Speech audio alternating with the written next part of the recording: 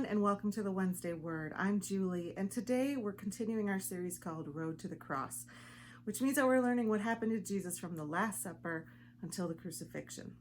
So this week, we're actually standing before Pontius Pilate. Jesus is standing before Pontius Pilate. So we've been through the Last Supper, where Jesus told his disciples that he would be betrayed. Then he goes to the Garden of Gethsemane all night with Peter, John, and James.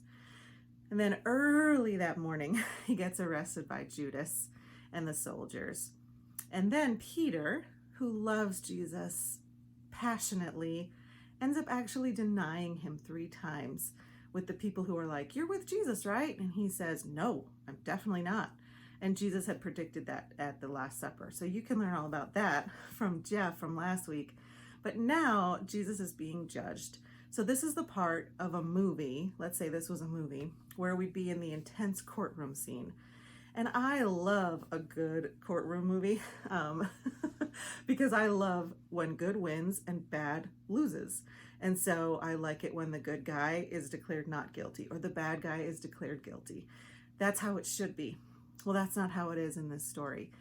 Pilate, he's kind of a complicated character, and I don't think he gets I think he gets a bad rap because we are familiar with him because he gave us the phrase, "I wash my hands of this," which a lot of times means we picture Pilate as like, "I don't know, you guys decide." And there's more to him. If you read all the Gospels, Matthew, Mark, Luke, and John, he has a really difficult decision to make.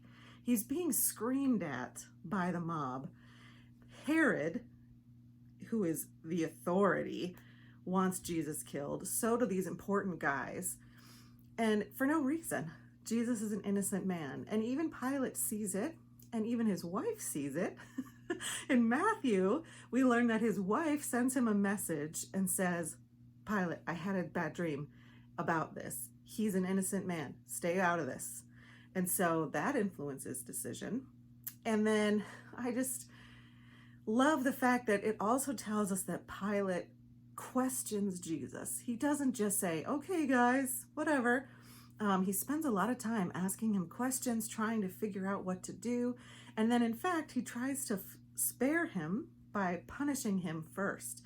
He flogs him and has him whipped, which is horrendous. I mean, it's a horrible thing that happens, but it's in order to spare his actual life. But it doesn't work.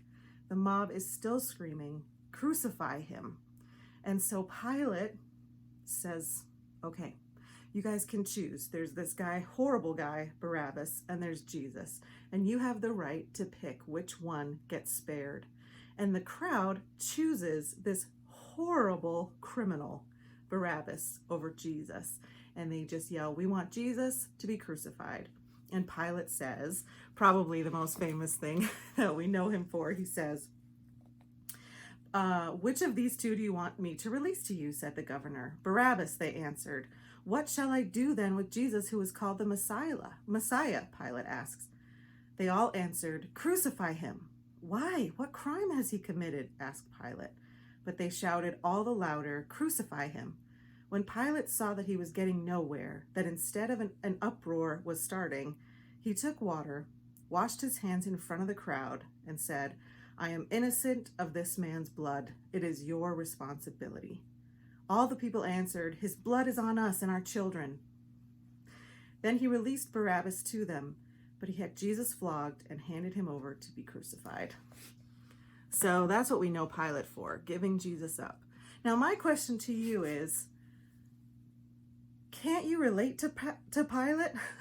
Like, for me, I spent a lot of my younger years judging Pilate. Like, "I can't believe you did that." But honestly, if you think about the crowd, if you think about this tug towards authority, it actually even says that after this event, Herod and Pilate become friends. And that would be incredibly tempting, to choose to crucify this man because everyone tells you to, because they're yelling at you, because your reputation is on the line. Well, that for me is such a real issue right now. We have crowds, we have the world telling us Christians are bad. There's just something not good about following Jesus. Who is he even? Well, he is my everything. He is my Savior. He did this for me. I want to choose Jesus. I have chosen Jesus. Now, I know there are people around the world who are risking their lives for the Lord. I haven't been in that position, but I would hope that when I would be in a position like Pilate or in the world and having to risk my life for Jesus, I would choose him every time. Just because I know what good he's done for me, what good he's done for the people in my life, what good he's done for the world, that he died for us. I want to choose Jesus. It's difficult. I know I'm tempted by crowds, by authority, but I definitely love my Jesus. How about you? Why don't you think about that this week and really commit to standing with Jesus this week? Thanks for watching.